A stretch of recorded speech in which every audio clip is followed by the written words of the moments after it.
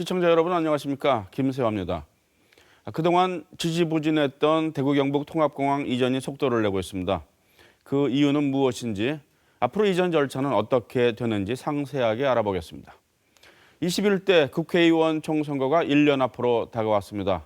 여야의 제대로 된 개혁 없이 치러지는 총선, 어떻게 전개될지 전망해 봅니다. 5G 시대가 개막됐습니다. 5G는 우리에게 어떤 세상을 경험하게 해줄까요? 전문가와 함께 집중 조명해 봅니다. 오늘 시사톡톡은 이 같은 세 가지 주제로 토론을 하겠습니다. 먼저 대구 경북 통합공항 이전 문제부터 시작을 하겠습니다. 이 자리에 김진상 대구시 통합신공항 추진본부장 나오셨습니다. 어서 오십시오. 안녕하십니까. 네. 자, 그동안 대구 경북 통합공항 이전 문제가 지지부진했습니다. 그런데 최근에 어떤 계기를 맞고서 이제 추진이 가속화되고 있는 것 같은데 그 경위를 좀 설명을 해주시죠. 예, 지난해 3월 14일 군위와 의성 두 곳이 이전 후보지로 선정된 이후에 네. 이때까지 1년 동안 사실상 지지부진했었습니다. 네. 그동안에 지방선거도 있었고 그다음에 북미 정상회담, 남북 정상회담, 네. 그다음에 국방부 장관 교체 등 이런 네. 외교 안보적인 요인도 있었습니다. 그리고 네. 실무적으로는 국방부와 대구시가 이전 사업비에 대한 이견도 조금 있었습니다. 네. 예, 그래서 지지부진했었는데 그래서 우리 권영진 시장님과 이철우 지사님께서 이 사업이 더 이상 늦어져서는 안 된다 이렇게 네. 판단을 하고 지난해 연말 국방부 장관을 면담을 해서 네. 사업 추진을 조속히 해달라고 요청을 했고 네. 그다음에 올해 1월 29일 날 이낙연 국무총리를 다시 만나서 네. 면담을 해서 정부 차원에서 좀 조정을 해달라 네. 이렇게 강력히 요청을 했습니다. 그래서 정부의 국무조정실장 주재로 대구시, 경상북도, 국방부 이렇게 관련 관계자들을 모아서 두 차례나 조정 회의를 거쳤습니다. 네. 거쳐서 국방부는 이전 사업비를 좀 절감을 하고 네. 대구시는 종전부지 가치를 좀 현실화하는 쪽으로 합의를 했습니다. 네. 그래서 전문가들의 자문 회의를 거쳐서 사업 타당성이 있다 이렇게 돼서 지난 4월 2일 날 정부에서 공식적으로 연내에 최종 이전지를 선정하고 내년부터 사업을 속도감 있게 추진하겠다고 그렇게 공식 발표를 하게 되었습니다. 네. 종합적으로 말씀을 해주셨는데요. 네. 국무조정실과 대구시 경상북도와 국방부 간에 어떤 합의가 있었고 그 합의 내용은 비용 문제인 것 같은데 그 부분을 조금 더 구체적으로 설명을 해주시죠. 예, 앞에서 말씀드렸다시피 국방부는 이전 사업비를 절감을 하고 저희들은 종전부지 가치를 좀 향상시키는 쪽으로 합의를 했었는데 이전 사업비는 8조에서 8조 2천억 정도.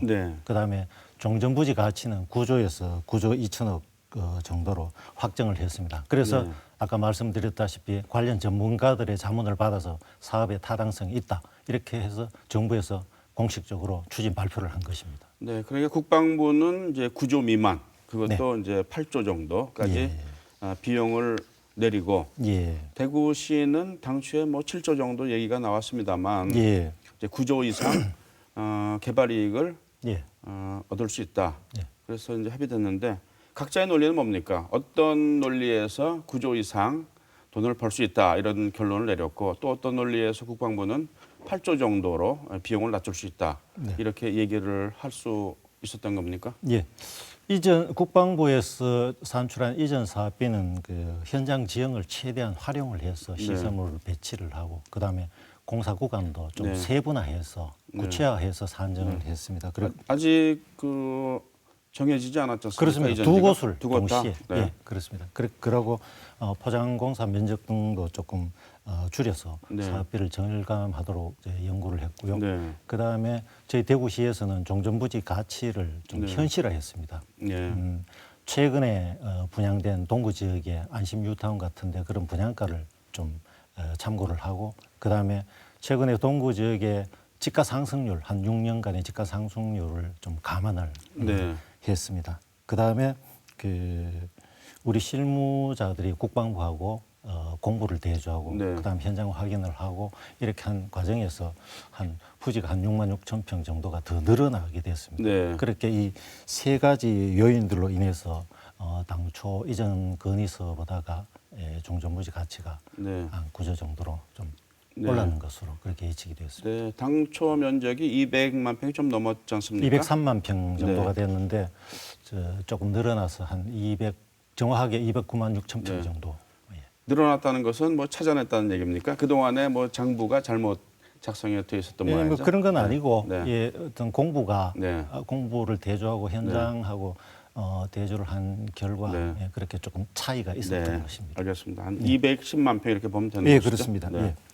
자, 9조에서 9조 2천억 이런 그런 개발 이익이 이제 미래 가치를 염두에 두고서 산정한 것 같은데 예. 가만 놔둬도 9조에서 9조 2천억을 벌 수 있다는 얘기입니까? 아니면 여기에 자산 가치를 상승시킬 수 있는 어떤 노력을 수반해서 예. 그렇게 산정한 것입니까? 이거를 개발을 해서 네. 매각을 할 경우에 그 가치를 얘기를 했는 건데 네.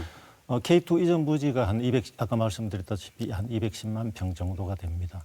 그 중에 개발을 할 경우에 53% 정도는 도로나 네. 녹지 등 기반 네. 시설 용지로 이용이 네. 되고 나머지 47%를 주거와 상업과 네. 그다음에 산업 단지 네. 등으로 이제 분양을 하게 됩니다. 네. 그렇게 되면은 요 100만 평 분양을 하는데 100만 평뿐만 아니라 그 주변 지역하고 연계를 네. 해서 네. 스마트 시티 네. 그다음에 대형 호수 등을 조성하는 그 친수 공간이 어우러지는 그 세계적인 수변 도시를 조성을 하게 되면은 네. 그만큼 그 지역의 가치가 높아질 것으로 그렇게 네. 생각이 네. 됩니다. 비행장이 옮겨가면은 예. 주변 지역 네, 한 4km 정도까지는 고도 제한이 풀리죠. 그렇습니다. 예. 네, 개발 이익이 더 날 수도 있겠네요. 자산 가치 상승을 기대할 수가 있겠네요. 주변 지역도. 예, 사실은 저희들 서울에서 전문가들 자문회의 할 때 우리 대구 그 지도를 보여주고 네. 그다음에 K2 이전의 위치가 여기 정도 된다. 네. 그다음에 뒤쪽에는 팔공산, 앞에는 금호강이 흐르는 이렇게 네. 좋은 지역이다. 이렇게 저희들이 설명을 하니까 대부분 수긍을 하고 그 이상의 가치가 우리가 생각하고 산출해내는 이상의 가치가 더 있을 것이다. 네. 예, 이렇게 얘기가 되었습니다. 네. 개발청사진은 조금 전에 다시 질문 드리겠습니다. 예.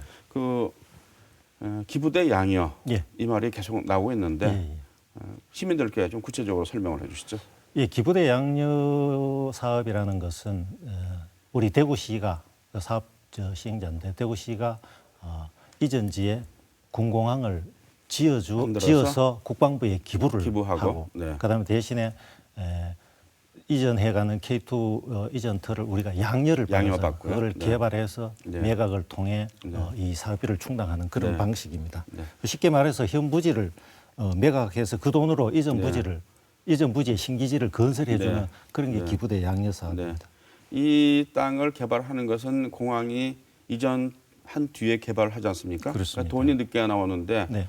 군공항은 어떤 돈으로 네. 지을 수 있습니까? 그 부분은 저희들이 민간 사업자를 공모를 해서 네. 민간 사업자가 먼저 신기지를 네. 건설을 하고 그 네. 금융 비용하고 부담을 네. 하고 네. 그다음에 군공항이 이전하고 가기 전부터 이제 그 현재 이전 터를 네. 개발을 준비를 합니다. 네. 네. 그렇게 돼서 개발해서 매각을 하면은 그 그 이전 사업비가 비용도 충당하고 그렇습니다. 금융 비용도 충당하고 그렇습니다. 그렇게 되는 것이군요. 그렇게 되면은 네. 요즘 시민들께서 우려하시는 뭐 대구시 재정이 더 투입되지 네. 않느냐 이렇게 네. 되는데 그런 일은 없을 네. 것입니다. 민간 개발 방식이니까 예. 공기도 줄어들 가능성이 있는 것이죠. 예, 그렇다고 봐야 되겠죠. 그렇습니다. 네. 예, 금융 비용도 빨리 조달해야지 이익이 그렇습니다. 나는 민간 거니까. 사업자가 금융 비용 부담을 줄이기 위해서는 네. 이제 공사도 빨리빨리 진행을 네, 하겠죠. 알겠습니다. 네. 자, 이제 최종 이전 부지 선정이 남았고 그 다음 절차가 있지 않습니까? 예. 앞으로 이 절차를 간단하게 설명을 해주시죠. 우선 상반기에는 이전 주변 지역 지원 계획을 확정을 합니다. 네. 그리고 하반기에 들어서서는 선정 계획을 주민들에게 이제 공고를 하게 됩니다. 네. 공고를 하면은 그 공청회를 거치고 그다음에 네. 주민 투표를 군의와 의성에서 실시를 합니다. 네. 주민 투표 결과를 바탕으로 군의 군수와 의성 군수가 유치 신청을 하게 됩니다. 네. 유치 신청을 받아서 국방부 이전 지 선정위원회에서 최종 연말까지 네. 계획이 되는데 연말까지 최종 이전지를 선정을 하게 됩니다. 네. 이전지가 선정하면은 저희들이 곧바로 기본 계획을 수립을 하게 됩니다. 네. 기본 계획을 수립하면서 민간 사업자도 공모를 하고 네. 그렇게 되면은 2021년이나 2022년 늦어도 22년 되면은 본격적으로 사업을 착수해서 네. 2025년에 민간공항과 군공항을 동시에 개항하는 네. 그런 목표로 추진하고 네. 있습니다. 네, 알겠습니다. 지금 대구시와 경상북도가 그리고 있는 예, 통합 신공항의 예, 그 규모라고 할까요? 그 예. 공항의 성격 예. 어떻게 규정짓고 있습니까? 예, 새롭게 건설되는 통합신공항은 현재 대구공항의 2.3배 크기 정도.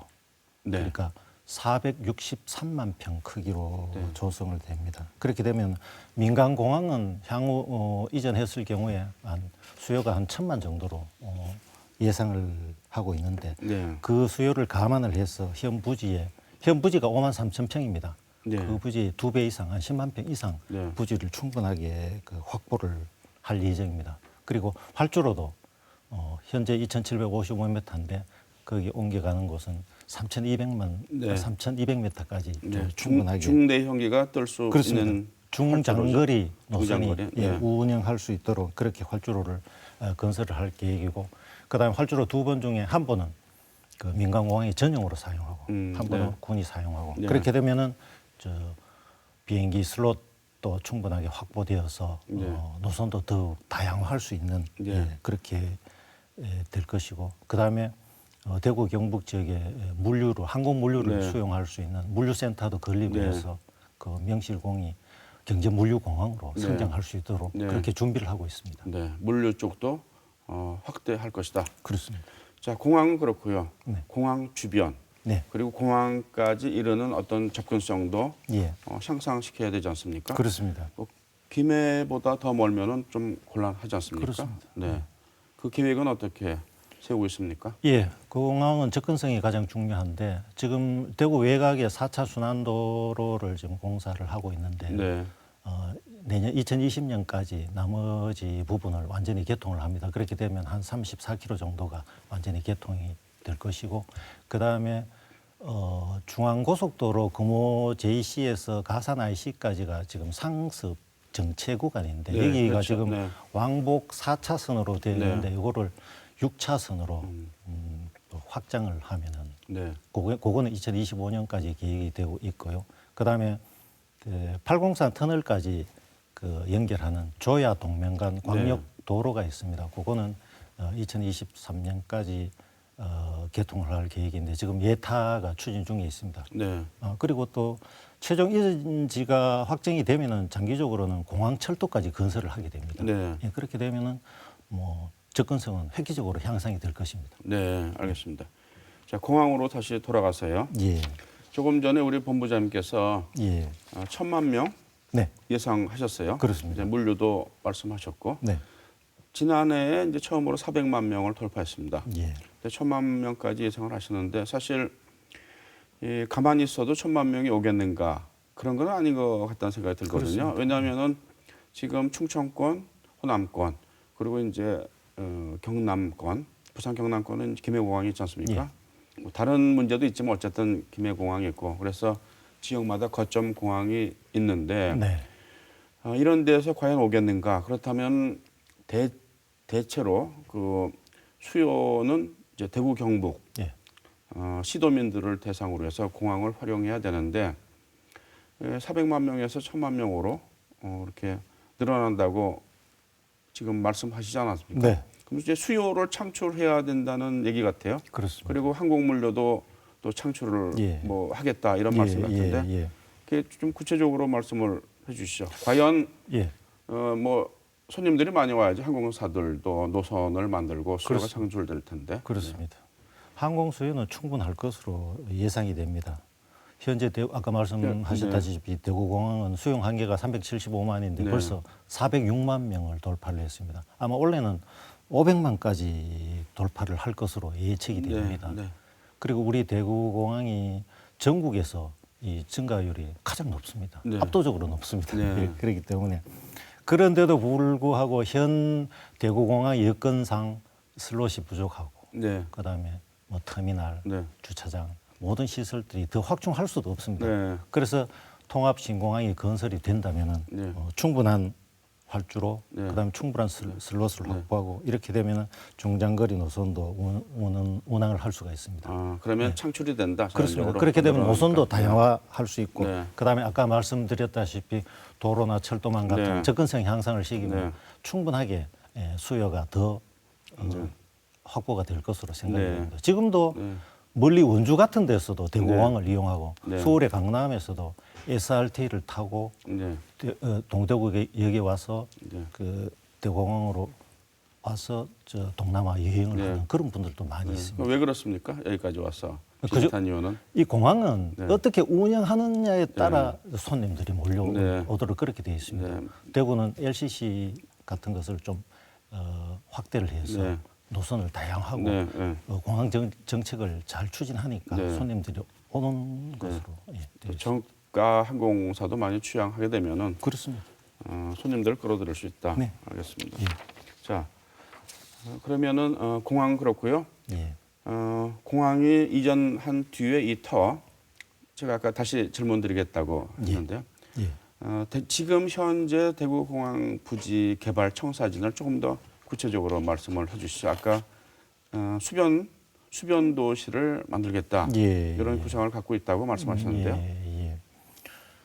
저 서울의 여의도도 과거에는 공항이었습니다. 네, 예, 지금은 뭐 우리나라 최고의 정치, 네, 경제, 금융, 네. 행정의 중심지가 되어 있지 않습니까? 그리고 부산의 그 센텀시티도 과거에는 수영 비행장이었거든요. 그런데 지금은 세계 최대 규모의 백화점이 있고 네. 상업시설, 주거시설, 비즈니스 센터 같은 것이 들어서서 복합 신도시로 개발이 되어 있습니다. 네, 그 우리 K2도 이전이 되어가면은 그 부지에 210만 평뿐만 아니라 네. 인근 지역까지 연계를 해서 개발을 하면은 엄청나게 그 좋은 자산이 네. 될 것으로 봅니다. 네, 그 저희들이 개발을 할 때는 그 세계적인 건축가, 그다음에 네. 세계적인 도시계획 전문가들의 네. 자문을 받고 또 네. 벤치마킹 기행을 해서 아까 말씀드렸다시피 최첨단의 네. 스마트 도시, 그다음에 인공호수 네. 등을 만들어서 네.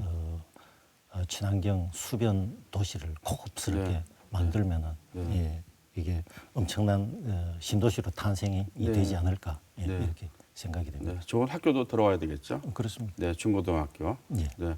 그리고 그 대구공항 부지와 연결되는 도로, 뭐 교통 수단도 있어야 되지 않습니까? 물론 지하철도 저 연결을 해야 되고 네. 그다음에 저 혁신도시 그다음에 뭐 오토폴리스 네. 대구공항 이전터는 연결하는 교통 수단은 네. 트램도 네. 좀 설치할 수가 네. 있고 연결시켜야 되겠네요. 주변에 워낙 중요한 장소가 많기 때문에. 그렇습니다. 네, 알겠습니다. 자, 마지막으로 이 질문 좀 드려야 되겠는데요. 예, 지금 수성구 쪽, 예, 뭐 동구 쪽은 이제 소음 피해를 호소하시는 분도 계시지만 또 동구 일부 예, 어떤 분들은 이제 지금 공항이 낫다. 공항은 현대공항은 가까워야 된다. 이전하는 것이 좋지 않다라는 의견을 많이 갖고 계십니다. 예, 그럼 이 의견 통합 예. 굉장히 중요할 것 같은데 예. 네, 어떤 계획이십니까? 지금까지는 대구 경북 지역에 그 이전해 나가는 쪽에 한 10조 정도, 그다음에 이쪽에 종전부지 개발 한 10조 정도, 최소한 20조 정도의 이런 이 정도 규모의 대규모 프로젝트가 있은 적이 없습니다. 네, 예. 이 통합신공항 건설 사업은 대구 경북의 지도를 다시 그리는 초유의 대역사가 시작이 됩니다. 네. 그런데 이만큼 큰 사업에 뭐 찬반이 있기는 마련입니다. 네, 그렇지만은 일부 정치인들, 그다음에 일부 단체에서 특별한 대안도 없이, 그다음에 뭐 실현 가능성도 없는 이런 주장들을 되풀이하면서 자꾸 갈등만 더 부족해지는 것은 아마 우리 지역 발전에 도움이 전혀 되지는 않다고 봅니다. 그리고 또 정부에서도 이 통합 이전 외에는 대안이 없기 때문에 전문가들의 자문을 받아서 공식적으로 추진하겠다고 발표를 했는 상황입니다. 그렇기 때문에 우리 대구 경북 시도민들이 힘과 지혜를 같이 모아 주셔야 됩니다. 네. 예. 그리고 네. 저희들이 뭐 저 반대하시는 분이나 또 걱정하시는 분들을 위해서 또 우리 이 사업을 좀 더 상세하게 또 설명을 드리고 이해를 시키고 네. 또 더 적극적으로 홍보를 해서 사업을 추진하도록 하겠습니다. 네, 주민들께 잘 설명하시는 것이 중요할 것 같고요. 예, 또 어떤 개발 이익을 기대하시는 분들도 많을 것 같아요. 그렇습니다. 네, 오늘 여기까지 듣도록 하겠습니다. 오늘 말씀 감사합니다. 예, 감사합니다.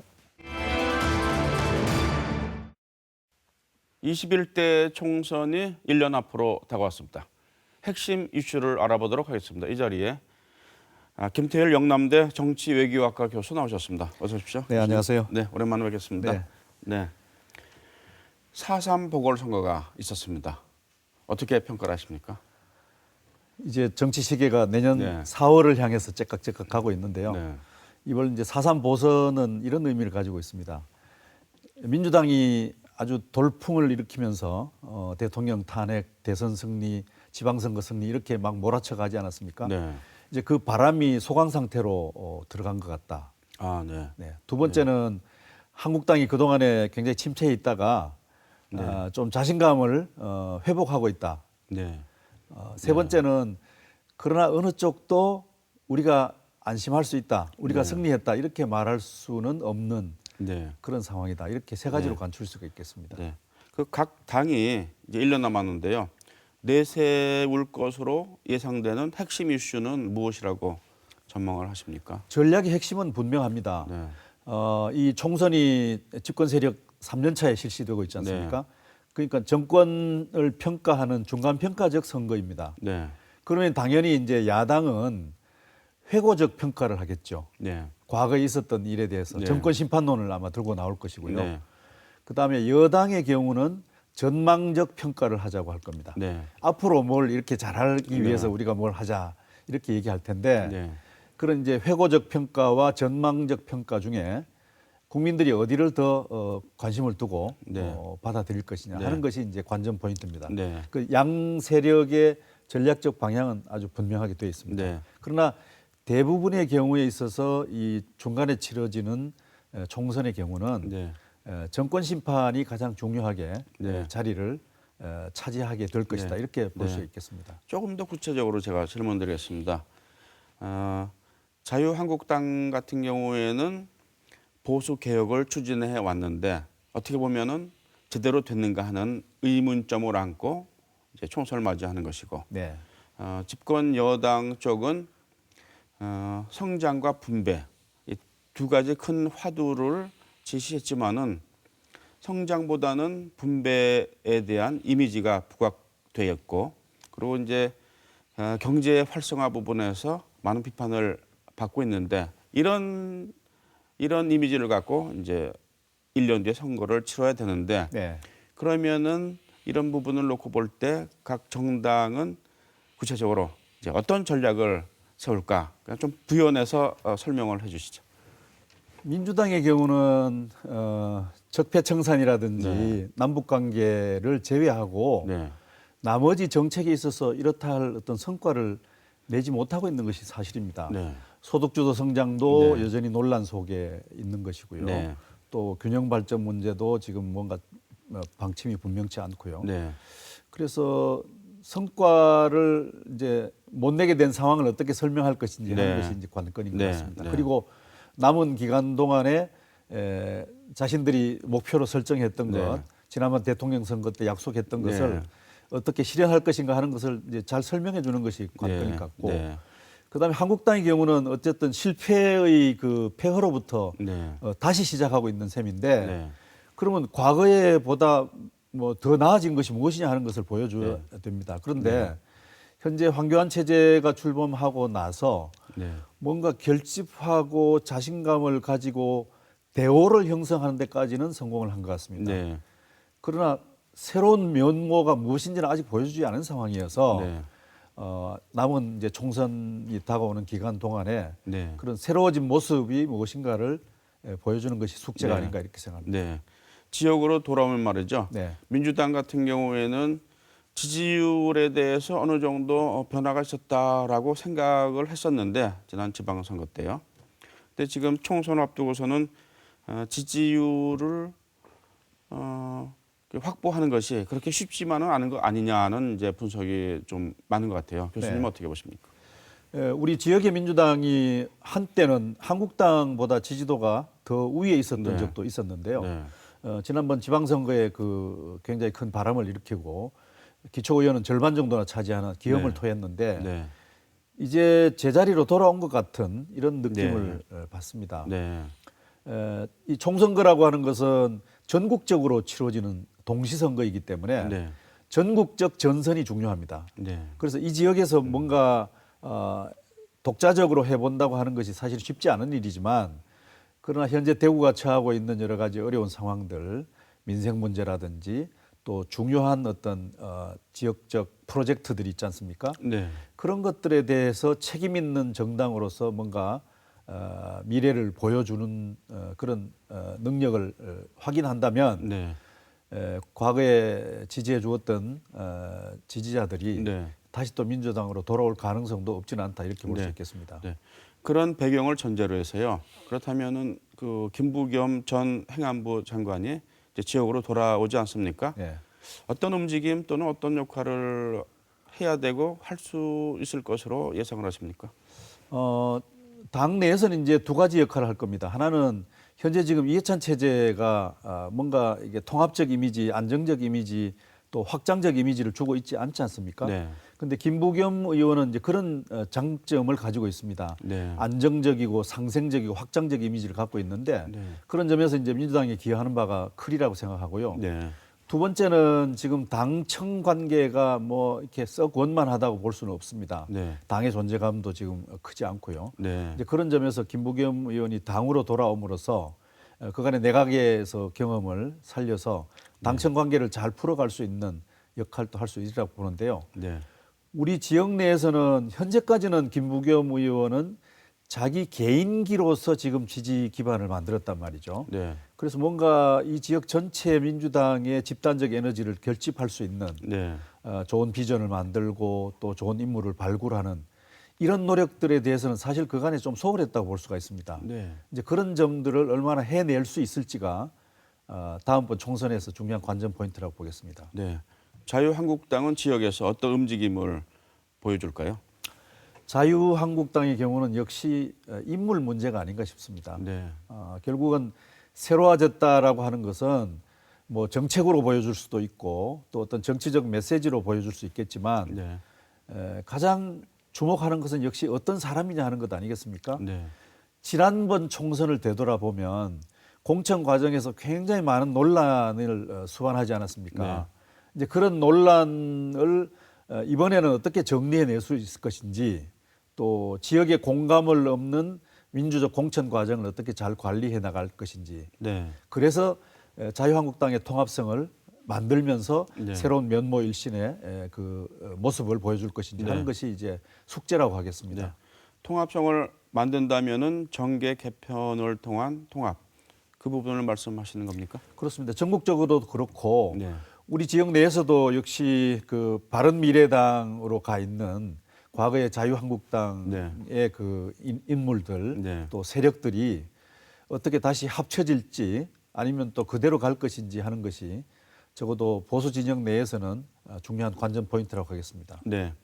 자유한국당 같은 경우에 그 황교안 대표의 움직임도 주목을 받을 수 있을 것 같은데 출마할 것으로 예상하시는지요? 만일 출마한다면은 그 지역을 혹시 뭐 대구 경북 지역에서 출마할 수 있지 않을까 하는 전망도 가질 수가 있을까요? 황교안 대표가 이제 지도력을 확실히 하고 네. 그것을 거점으로 다음 대선으로 가려면 네. 반드시 출마를 해야 합니다. 네.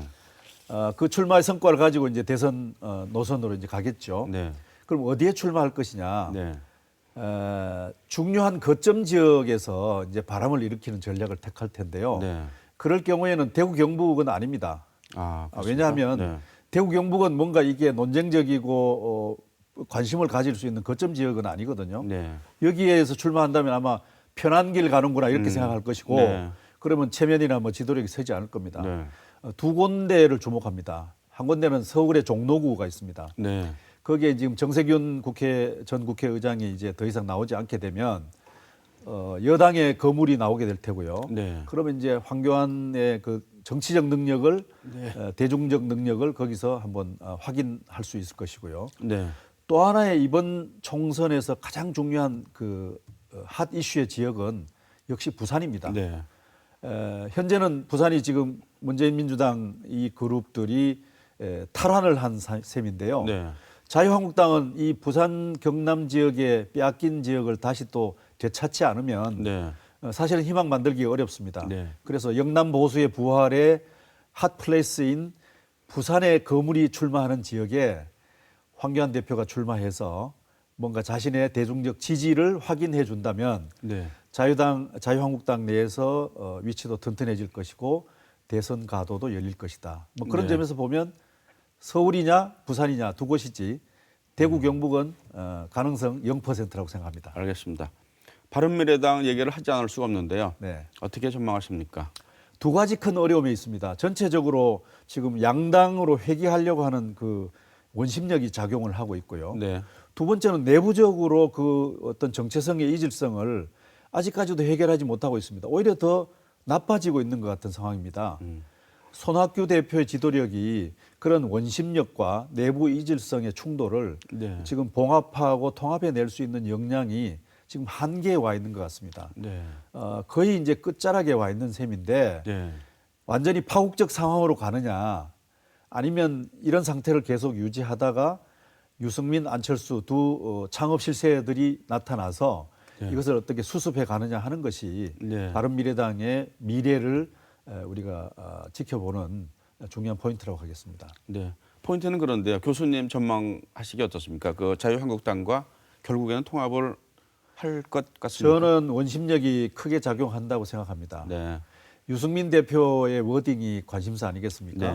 네. 지금 유승민 전 대표는 한국당이 혁신했냐 이렇게 강하게 질문을 던지고 네. 혁신하지 않았다 이것을 지금 보여주고 있지 않습니까? 네. 그래서 많은 사람들이 유승민 전 대표가 한국당으로 갈 가능성은 전혀 없다 이렇게 전망을 하는데 네. 저는 그것 좀 동의할 수 없습니다. 예. 왜냐하면 유승민 전 대표가 한국당이 지금 혁신하지 않았다라고 강조하는 것은 한국당이 혁신의 면모를 보일 때 또 그런 명분을 가질 때 통합할 수 있다라고 하는 것이 밑자락에 깔려 있는 것으로 우리가 해석하는 것이 네. 정확한 것이 아닌가 이렇게 생각해요. 네. 안철수 전 의원 말씀하셨는데요. 어떤 움직임을 보일까요?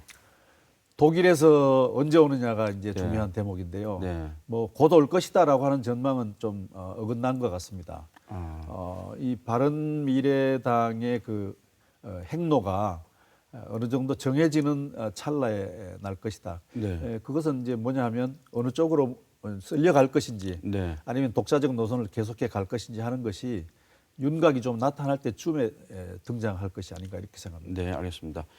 그 대구 경북 지역에서의 그 정의당과 민주평화당 어떤 움직임을 보일 것으로 전망을 하십니까? 정의당은 이번 총선에서 우리 대구 경북 지역에 네. 후보를 열심히 내려고 할 것입니다. 네. 자신의 존재감을 이제 보이기 위해서 네. 기존에 이제 길러진 리더들이 있습니다. 그래서 제가 잠깐 취재를 해보니까 네. 서구의 뭐 장태수 씨라든지 네. 또 북구의 뭐 그 조명래, 이영재 네, 이런 네. 분들이 정의당에서 아주 단련된 그런 지도자지 않습니까? 네. 뭐 그 두 지역은 출마가 분명한 것 같고 그 외에도 달서, 달성, 뭐 수성구 이런 등지에서 네. 새로운 인물을 발굴해서 한번 뭔가 보여주겠다 이렇게 각오를 다지고 있는 것 같습니다. 네. 나머지 그 민주평화당의 경우는 사실은 뭐 소수 정당으로서 이 지역에서 뭔가 존재감을 만들기 어려울 것 같고요. 네. 그 외에도 이제 녹색당이라든지 민중당이라든지 노동당이라든지 사회당이라든지 이런 이제 소수 정당도 있지 않습니까? 네. 뭐 이런 쪽은 아마 뭐 정체성의 정치를 하지 않겠나. 우선 당선 가능성이라든지 이런 것보다도 자신들이 추구하는 가치를 총선장에서 좀 국민들께 보여주기 위해서 뭔가를 하려고 할 것입니다. 네. 자, 총선이 이제 다가오고 있습니다만 연동형 비례대표제 논의가 좀 지지부진한데 어떻게 전망할 수 있을까요? 그 부분은. 참 아쉽습니다. 벽에 부딪힌 것 같고요. 네. 또 점점 그 전망이 어두워지는 것 같습니다. 네. 사실 한국 정치의 중요한 그 개혁의 고비인데요. 현재 지금 두 가지 암초가 있습니다. 하나는 자유한국당이 비례대표를 아예 하지 말자. 네. 또 국회 숫자를 아예 줄여버리자 이렇게 함으로써 네. 연동형 비례대표 논의에 아예 그 입구를 막아버리는 그런 이제 입장을 취하고 있고요. 네. 두 번째는 바른미래당의 사정인데 바른미래당은 이 연동형 비례대표제를 패스트 트랙에 태우는 문제에 대해서 지금 내부의 반발이 아주 격렬합니다. 유승민, 이준석, 뭐 하태경 이런 분들이 그 패스트 트랙에 이 연동형 비례대표를 론칭하는 문제에 대해서 반대 입장을 표명하고 있고 원내대표는 공수처의 그 바른미래당의 그 의견을 들어주면 그 동의하겠다 이렇게 입장을 취하고 있어서 네. 그 입장을 정리하는 것이 바른미래당 내부 사정으로 보면 그리 간단치 않은 것 같아서 연동형 비례대표를 패스트트랙에 그 론칭하는 것이 쉽지 않겠다 싶고 이렇게 자꾸 늦어지게 되면 이번 선거에서는 패스트트랙에 태운다 하더라도 그 적용하기가 쉽지 않겠다 이런 생각이 드네요. 예, 알겠습니다. 자, 총선이 1년 남았습니다만 그동안에 많은 변화가 분명히 있을 것 같습니다. 정치, 경제, 평화, 안보 문제, 대북 문제요. 어떤 우리가 가장 유념해야 될 또는 이제 주목해야 될 변수가 있다면 무엇일까요? 아마 단계별로 국면은 이렇게 될 겁니다. 지금 이제 봄, 여름, 가을 때까지는 각 정치 세력이 판짜기를 위해서 네. 기세 싸움을 할 것입니다. 네. 합종 연행하겠죠. 통합도 하고 헤어지기도 하고.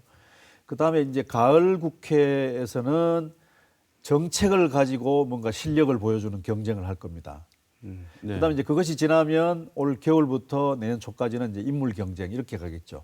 판짜기, 정책 경쟁, 인물 경쟁 이렇게 진행될 텐데 네. 그 가운데서 역시 가장 중요한 것은 민생 문제가 아니겠습니까? 네. 지금 뭐 경기가 그렇게 썩 희망적인 상황으로 전망할 수가 없다고 하고요. 과거에 존재했던 뭐 청년 문제라든지 또 자영업자 문제라든지 양극화 문제라든지 이런 것들이 해결되지 않은 상황이라고 볼 수 있다면 네. 적어도 이것을 누구에게 책임지우느냐 또 각자가 어떤 전망을 가지고 국민들에게 희망의 단서를 보여주느냐 하는 네. 것이 이번 총선으로 가는 길목에 가장 핫 이슈가 될 것 같습니다. 오늘 말씀 감사합니다. 네, 고맙습니다.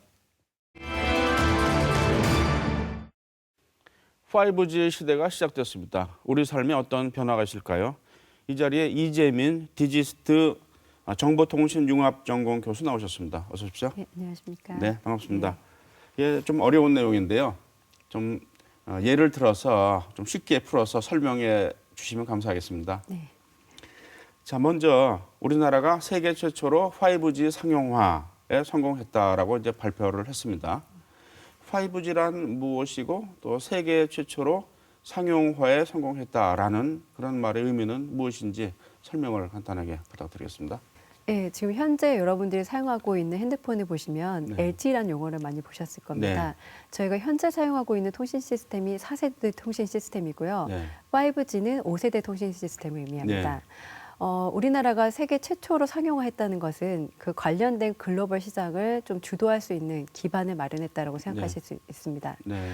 사실은 이전부터 저희가 그런 5G 관련된 기술들의 표준을 정의하는 그 단계에서부터도 네. 우리나라 그런 기업들이 굉장히 주도적으로 많은 역할을 해왔습니다. 네. 거기에 더불어서 최초 상용화까지 지금 했기 때문에 네. 이 5G 관련된 시장을 뭔가 우리나라가 앞으로 주도할 수 있는 그런 기반을 더 확고히 다졌다라고 저는 생각해 볼 수 있습니다. 네. 자, 이 5G의 특징을 좀 설명을 해주시면서 이 특징에 따른 이제 연관 산업, 어떤 산업이 이제 유망한 핵심 산업이 될지, 어떤 산업들이 연관되어 있는지 설명을 해주시죠. 네, 일단은 5G 관련된 특징을 저희가 세 가지로 나눠서 생각할 수 있는데요. 네. 초고속, 초저지연, 초연결입니다. 네. 1세대에서부터 4세대까지 우리가 이제 통신 시스템이 진화되면서는 네. 주로 내가 이 데이터를 얼마나 빠르게 다운로드 받을 수 있을지, 네. 즉 전송 속도에 주로 초점을 맞췄습니다. 네. 그런데 5G로 가면서는 이 전송 속도가 빨라지는 건 기본이고요. 거기에 덧붙여서 지연을 얼마나 줄일 수 있을지, 또 내가 얼마나 많은 기기들과 동시에 연결할 수 있을지, 네. 그런 면들이 더 중요해지게 됩니다. 네. 일단은 초고속에 대해서 먼저 말씀을 드리자면 네.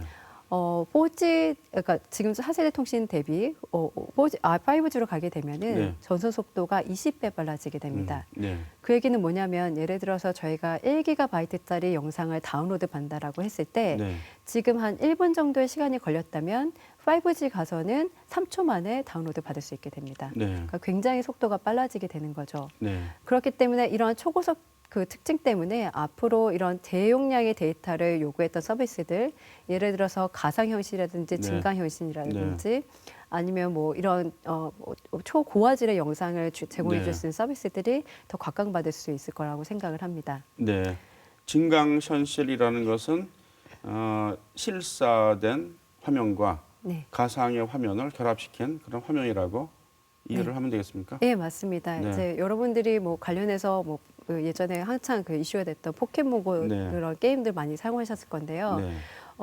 이 가상현실을 실제 이용하기 위해서는, 증강현실을 실제 이용하기 위해서는 그 카메라에 찍힌 그 이미지에 대한 굉장히 많은 정보들을 디테일하게 가지고 와야 됩니다. 네. 그래서 많은 그런 데이터 용량이 굉장히 증가하게 되는데요. 네. 그런 서비스들이 지금 5G로 가면서 더 원활하게 수행될 거라고 보는 겁니다. 네. 또 초저지연 특징을 말씀하셨는데 이 부분도 설명해 주시죠. 예. 두 번째 특징이 좀 초저지연인데요. 이걸 더 설명해 드리자면은 이제 4G 시스템에서는 지금까지 데이터를 받을 때 걸리는 시간이 한 100분의 1초였다면 네. 이제 5G로 가게 되면은 그거의 10분의 1 수준인 1ms로 줄어들게 됩니다. 네. 그 얘기는 무슨 얘기냐면 예를 들어서 자율주행을 한다라고 얘기했을 때 100km로 달리는 차량에서 뭔가 돌발 상황을 마주했을 때 네. 그 센서들이 이 돌발 상황들을 체크를 해서 그 자동 제어할 수 있는 그 제어 시스템으로 알려줘야 됩니다. 네. 제동 시스템을 알려줘야 되는데 이때 4G 시스템을 사용했을 때는 약 한 30m 가서 제동이 네. 걸릴 수 있었다면 5G는 한 3m, 네. 30cm 네. 가서 제동이 걸릴 수 있다는 걸 의미합니다. 네. 굉장히 빠르게 반응을 네. 할 수 있다는 거죠. 네. 그래서 이와 관련해서는 자율주행 같은 서비스들, 또 원격으로 수술할 수 있는 서비스들, 이런 서비스들이 더 원활하게 발전할 수 있을 거라고 봅니다. 네, 그렇군요. 또 초연결 말씀하셨어요. 예. 초연결은 이제 생각해 볼 수 있는데 일단은 지금까지는 사람과 사람과의 통신이 주로 이뤘습니다. 네. 근데 5G로 가게 되면은 사람과 사람과의 통신보다는 물건과 물건, 물체와 물체, 기기와 기기 간의 통신이 훨씬 더 많아집니다. 네. 예를 들어서 제가 방금 말씀드린 그런 자율주행 그런 예시를 보시면은 차량 내부에 있는 그런 자동 제어 시스템과 또 차량 내외부에 있는 센서들 그리고 또 이거를 제어할 수 있는 제어 시스템이 네. 모두 다 유기적으로 연결이 돼서 실시간으로 데이터를 주고받아야 됩니다. 이런 관점에서 봤을 때 지금 현재 사용하는 4세대 통신 시스템에서는 1제곱킬로미터당 10만 개의 기기들을 연결할 수 있었다면 네. 앞으로 5G로 가면은 100만 개의 기기들을 동시에 연결할 수 있게 됩니다. 네. 이는 여러분이 아시는 그 스마트 시티, 스마트 네, 홈은 네, 네. 사실은 굉장히 많은 센서들과 단말들이 다 연결돼서 유기적으로 작동하지 않습니까? 네. 그거를 더 원활하게 만들 수 있는 거라고 보시면 됩니다. 네. 그래서 그거 관련된 사업들도 유명하게 되지 않을까 생각을 하고 있습니다. 네. 여러 가지 산업을 연관 산업을 말씀하셨는데요. 좀 추상적인 질문입니다만 네. 우리 삶이 큰 변화가 있을 것이라고 전부 다 상상을 하는데요. 네. 그 부분을 좀 예를 들어서 설명해 주신다면 어떻게 말씀하시겠습니까? 일단은 제가 생각하기에는 앞으로 모든 것들이 더 디지털화 될 거거든요. 네. 예를 들어서 저희가 지금 있는 이 공간, 또 이런 가구들, 네. 사람들, 우리의 네. 행동들이 모두 다 센서들이나 뭐 웨어러블 기기들에 의해서 네. 다 디지털된 데이터 형태로 발생할 겁니다. 음, 이렇게 굉장히 많은 데이터들이 실생활에서 발생을 할 거고요. 네. 이 데이터들한테 뭔가 부가가치를 부여할 수 있는 사업이 또 유망하게 될 겁니다. 네. 예를 들어서 여러분이 잘 알고 계시는 인공지능을 사용한다라고 했을 때 네. 인공지능의 성능은 결국엔 데이터가 많아질수록 더 좋아지게 됩니다. 네. 그래서 이와 같은 그런 데이터를 잘 활용해서 새로운 서비스를 만들 수 있는 그러한 사업들이 유망하게 될 거라고 보고 있습니다. 네. 우리 이제 지역 얘기를 좀 해야 되겠는데요. 지역은 이제 기계 부품, 특히 자동차 부품 그런 자동차 부품 업체 같은 하청 위주의 업체들이 이제 대부분입니다. 네. 이제 부가가치도 좀 낮고요. 네. 부가가치 창출도 낮은데 그럼 이 5G 상용화 시대가 오면은 이 지역도 뭔가 체질을 바꿔야 되는 거 아니냐라는 막연한 생각을 갖게 되는데 네. 어떻게 보십니까? 예. 근데 제가 좀 이제 조사를 좀 해봤는데 네. 대구시가 사실은 지금 굉장히 많은 일을 하고 있습니다. 아, 네. 예, 예를 들어서 지금 미래형 자율주행차 시층도시 조성 사업을 추진 중에 있어서 네. 자율주행 관련된 기술을 테스트할 수 있는 도로라든지 네. 통신들이 좀 갖춰져 나가고 네. 있고요. 네. 또 한 가지는 수성 알파시티라고 해서 스마트시티 관련된 기술을 또 검증하거나 실증할 수 있는 테스트베드가 구축이 되어 있고 네. 또 최근에는 그 5G 기반의 첨단 제조 로봇 실증 센터를 구축하려고 노력 중에 네. 있습니다. 네. 이렇게 대구시는 사실은 벌써 이제 5G가 발전함에 따라서 유망하게 될 산업들, 예를 들어서 자율주행, 로봇, 그다음에 이런 스마트시티 관련된 산업들을 잘 발전할 수 있는 그런 인프라를 갖춰 나가고 있고요. 네. 이걸 잘 활용해서 관련된 기술들이라든지 뭐 그런 새로운 서비스를 창출을 할 수 있도록 네. 더 지원을 해줘야 된다라고 보고 있습니다. 네, 알겠습니다. 네. 네. 교수님은 이제 디지스트 교수님이신데요. 네. 그 연구개발 분야에서 더 이제 당연히 이제 확대를 해야 되는데 지역에서는 어떤 식으로 그 연구 개발 기반을 마련해야 됩니까? 일단은 이제 앞에 말씀드린 것 같이 대구시가 이미 스마트시티, 자율주행, 로봇 사업 등에서 이제 발전할 수 있는 인프라들을 많이 갖춰져 있기 때문에 네. 그와 관련된 연구들이 뭐 기업체와 아니면 학계가 서로 연동을 해서 네. 좀 발전시키면 더욱 시너지 효과를 얻을 수 있을 거라고 보거든요. 아, 네. 한 예로 저희 디지스트에서도 네. 대구시에 있는 경창산업이라고 자동차 부품 네, 네. 회사입니다. 네. 거기에 공장에서 실제 이제 스마트한 그런 생산 시스템을 만들기 위한 연구를 같이 MOU를 맺고 수행을 네, 하고 있는데요. 예를 들어서 그 자동차 부품들이 생성이 됐을 때 그 오류가 기존에는 그냥 사람이 판단했었습니다. 네. 근데 그거를 저희 인공지능 기술을 이용을 해서 오류를 검출해내는 것부터 네. 시작을 해서 또 이제 실시간 그런 상황에 맞춰서 그 생산 벨트를 효율적으로 운영하는 제어 시스템을 네. 개발을 하고 있습니다. 음. 예, 이와 같이 뭔가 저희가 앞으로 이런 5G 개발과 이제 더불어서 이런 생산 시스템을 자동화할 수 있는 연구를 또 계속해 나갈 수 네. 있을 것 같습니다. 네. 5G 서비스가 모바일 같은 경우 원활하지 않다라는 얘기가 나오고 있습니다. 송수신기 장치가 이제 미비하다. 그렇게 보도되고 있는데요. 실제로 어떻습니까? 지금 현재는? 실제로 맞는 얘기고요. 네. 일단은 5G 시스템을 서비스를 여러분이 이용을 하시려면 네. 필요한 게 두 가지가 있습니다. 네. 일단 5G가 되는 단말기, 핸드폰이 있어야 하고요. 네. 또 한 가지는 5G 기지국이 지금 설치돼 있어야 됩니다. 네. 근데 지금 현재 그 과학기술정보통신부에서 5G 기지국 신고 장치 현황 자료를 보면은 네. 이번 달 3일 기준으로 전국에 8만 개의 그 5G 기지국들이 설치되어 있거든요. 네. 근데 그 중에 64%가 서울 수도권에 지금 집중이 돼 있고 네. 나머지 중에 21%가 대구시를 포함한 5대 광역시에 지금 설치돼 있습니다. 네. 그래서 이 자료를 보더라도 대구시 자체만으로는 사실은 네. 굉장히 적은 수가 설치돼 있다고 볼 수 네. 있는데요. 네. 사실 그 위에서 말씀드린 8만 대는 우리나라 3대 통신사의 네. 그 기지국들을 다 합친 수치입니다. 네. 근데 현재 저희가 사용하고 있는 4세대 통신 시스템에서의 기지국 수를 보면은 한 통신사가 전국적으로 15만 개 이상의 기지국을 설치해 놓고 있습니다. 그러니까 이거와 비교해봐도 굉장히 지금 설치된 기지국 수가 적다는 거를 네. 아마 느끼실 겁니다. 네. 그렇기 때문에 현재로서는 정말 일부 지역, 인구가 좀 밀집되어 있는 일부 지역에서만 5G가 서비스가 가능하다고 네. 보시면 됩니다. 네. 그래서 대구시에서는 여러분이 5G 단말기를 사셔도 핸드폰 네. 사셔도 이제 거의 서비스를 못 받으시지 않을까라고 생각이 됩니다. 물론 확충이 되겠죠. 그래서 앞으로 2, 3년 뒤에는 네. 전국적으로 5G 기지국을 많이 설치하게 될 거고요. 그래서 2, 3년 뒤에는 대구시에서도 원활하게 서비스를 받을 수 있을 거라고 보고 있습니다. 5G 이 시대에는 어떤 사고가 나면은 큰 사고가 난다. 그런 말들을 제가 많이 봤는데요. 어떤 의미입니까? 그게 이렇게 생각하실 수 있습니다. 예전에 저희가 작년 11월에 그 KT 어디죠? 그 아현지사 네. 통신구에서 네. 화재가 나서 네. 많은 분들이 물질적인 정신적인 피해를 입었지 않습니까? 근데 5G 시대로 이제 진입을 하게 되면은 집안에 있는 모든 가전 제품들 그리고 뭐 난방 조절이라든지 가스 조절이라든지 아니면 내가 사용하고 있는 자동차들이 네. 모두 다 이 5G 통신 시스템으로 연결돼서 네. 유기적으로 제어되고 작동되게 됩니다. 네. 그러니까 이런 경우에 이제 뭔가 통신 장애가 발생하게 되면 네. 이전보다 훨씬 더 큰 피해를 입게 되겠죠. 네. 그러니까 생활 자체가 마비되는 그런 문제도 발생하게 될 겁니다. 네. 또한 또 생각해 볼 수 있는 게 또 뭐가 있냐면 또 보안이 또 미비해지거나 하면은 네.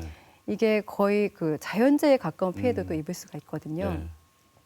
네. 예를 들어서 저희가 차량 같은 경우에도 네. 이미 외국에서는 외부에서 해킹을 통해서 침투를 해서 주행 중인 차량의 방향을 갑자기 바꾼다거나 브레이크를 건다거나 하는 게 모두 가능하다는 걸 이미 보였습니다. 그렇기 때문에 자율주행 서비스 같은 경우에 이러한 문제가 발생하면은 굉장히 큰 인적 물질적 피해를 입을 수밖에 없습니다. 네. 네. 법적인 면, 뭐 윤리적인 면 네. 이런 부분에 대한 치열한 토론이 있어야 될 것 같다는 생각이 드네요. 예, 그게 네. 아마 지금 현재도 계속 이루어져 있고요. 네.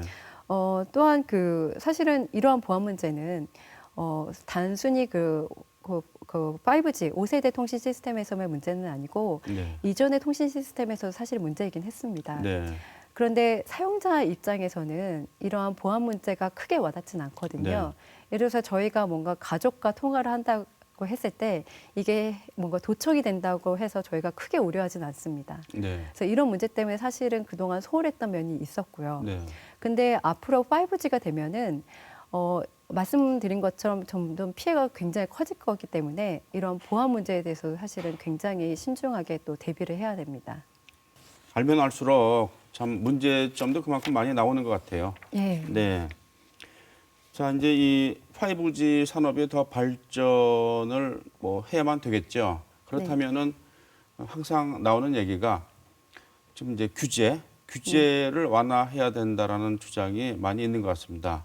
중국 같은 곳은 이제 규제를 많이 풀어서 이쪽 분야의 발전이 원활하게 진행된다. 뭐 이런 얘기도 제가 들었는데요. 네. 네, 우리나라는 어떻고 어떻게 해야 된다고 보십니까?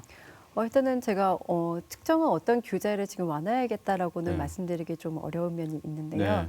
그거는 이제 기술들에 따라서 그 기술 개발을 저해하는 규제가 각각 다르기 때문입니다. 네.